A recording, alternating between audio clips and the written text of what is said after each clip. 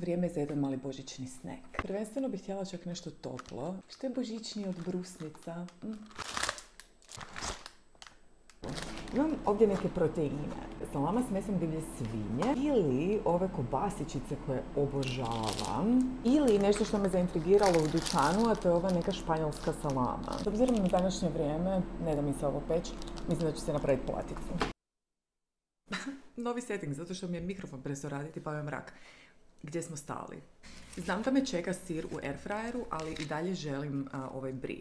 Tako da ću se napraviti mali sandvič s njim, koji uključuje putar i ovaj jako fini crni kruh. Ja inače volim jako ove kao kartonske kruhove. Mislim da su fini od onih drugih. Ja ne razmazujem putar na kruh, nego stavljam šnite putra na kruh. I naravno to solid putar. Pa na njega ide sir. Nisam gotova, stavit ću ovaj slatki senf gore, koji ima malo okus kao neka kombinacija meda i senfa. I super je za sireve i super je za one kobasičice koje sam bila pokazala. Trebam nešto svježe i to će biti matovilac. I na njega ću staviti ovu aceto kremu, koju jako volim i preporučam. Došli smo do kiselih stvari. Ove papričice su punjene sirom, jako ih volim. Iduća jako važna stvar, kornišoni s medom, znamo. Nisam ih prstima vadila iz tegle.